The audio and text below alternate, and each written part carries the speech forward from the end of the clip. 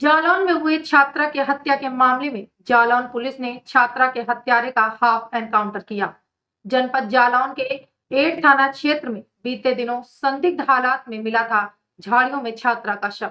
Police कर रही थी छात्रा खुशी के हत्यारे की तलाश। पुलिस मुठभेड़ के दौरान आरोपी के पैर में गोली लगी है। आरोपी के पास से पुलिस को तमंचा व 2 कारतूस बरामद हुए। घायल आरोपी को पुलिस ने इलाज के लिए जिला अस्पताल में भर्ती कराया है। एसओजी व एड थाना पुलिस ने मुठभेड़ के बाद आरोपी को गिरफ्तार कर लिया। छात्रा खुशी का आरोपी था भागने की फिराक में, लेकिन पुलिस ने घेराबंदी करते हुए एसओजी व एड थाना पुलिस ने मुठभेड़ के बाद आरोपी को गिरफ्तार कर लिया। एड थाना क्षेत्र के टिकरिया नहर के पास का है पूरा मामला। देखिए मुनव्वर अली की खास रिपोर्ट।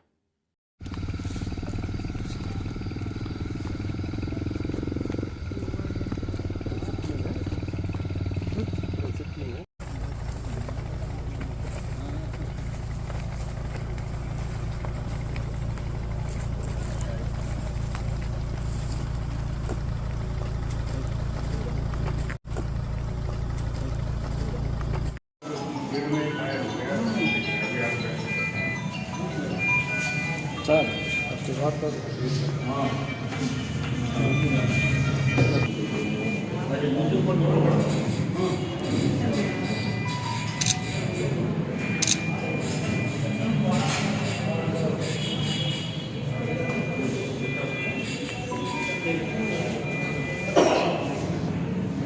पूर्व हुई हत्या का कुछ खुलासा हुआ है, एक एनकाउंटर हुआ है, क्या कुछ मामला है?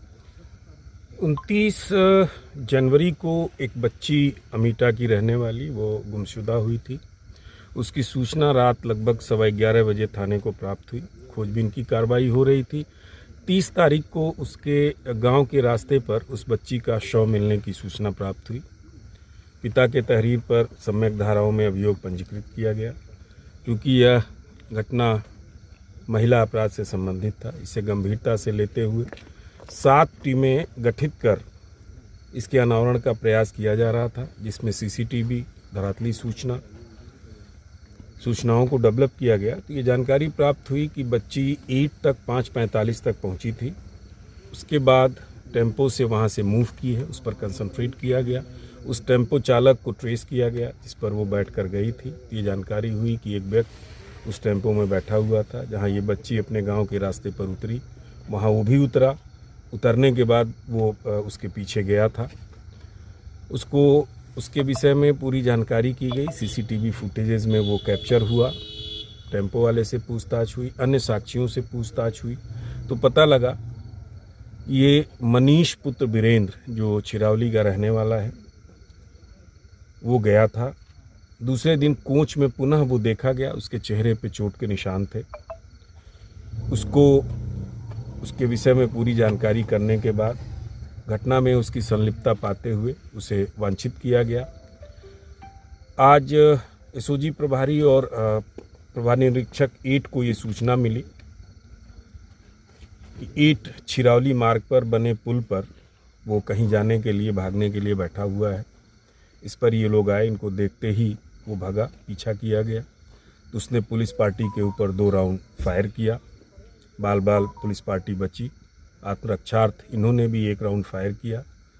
गोली उसके पैर में लगी और उसको हॉस्पिटल रवाना किया गया है। प्रारंभिक पूछताछ में उसने बिल्कुल वही घटना बताई जो टेम्पो वाले और वहाँ के चक्षुदर्शियों ने कहा था। जब बच्ची टेम्पो से उतरी, पीछे पीछे ये भी गया। जाने के बाद सुनसान जगह देखकर उसके ऊपर यौन हमला करने का प्रयास किया। बच्ची ने शोर मचाया, उसका मुंह दबाया बच्ची का। उस दौरान उसकी मृत्यु हो गई और उसके डेड बॉडी को नीचे खंती में पानी में डाल दिया और वहां से फरार हो गया। अब चूंकि घायल था, अभी विस्तृत पूछताछ संभव नहीं थी। अब डॉक्टर से अनुमति प्राप्त कर विस्तृत पूछताछ की जाएगी। प्रत्येक पहलुओं पर इसमें विवेचना की जाएगी और साइंटिफिक एविडेंसेस हम लोग इकट्ठा करेंगे ताकि कड़ी से कड़ी सजा दिलाई जा सके। जितने भी उससे संबंधित सामान बरामद है, सभी का हम साइंटिफिक इन्वेस्टिगेशन कराएंगे और कानून के दायरे में रहकर जो भी कड़ी से कड़ी कार्रवाई है, चूँकि एक जघन्य अपराध था, महिला से संबंधित था और निश्चित तौर पे इसकी मानसिकता सामान्य नहीं है, लिहाजा इसको हम लोगों का प्रयास होगा कि कड़ी से कड़ी सजा इसको दिलाएं, जिसके लिए जो भी संभव यथासंभव प्रयत्न होगा हम लोग करेंगे। सर पुलिस इतने दिन से पूछताछ कर रही है, और लोग कुछ शामिल हैं इसमें? अभी तक जो प्रारंभिक पूछताछ से है, ये घटना इसी अकेले व्यक्ति ने ही किया था, यही पीछे गया था। घटना स्थल पे जो साक्षी थे उनसे बातचीत से भी अकेला ही दिखा था, ये भी खुद बता रहा अकेले ही घटना किया है। इसने बलात्कार का प्रयास किया लेकिन बलात्कार नहीं कर पाया है। वो शोर मचाया बच्ची ने, उसका मुंह दबा दिया शोर बचने के लिए शोर से, उसी दौरान उसकी मृत्यु हो गई। सर टीम को कितना इनाम दिया? सर टीम को हम 25,000 रुपये का इनाम दे रहे हैं। और एक बात और कहना चाहेंगे कि अभी ये विवेचना हमारी जारी है, इसको और गहराई से, यद्यपि जो चीज़ें हैं लगभग स्पष्ट हैं, लेकिन और गहराई से कोई भी पहलू, कोई भी बिंदु हम इसमें छोड़ेंगे नहीं। ओके।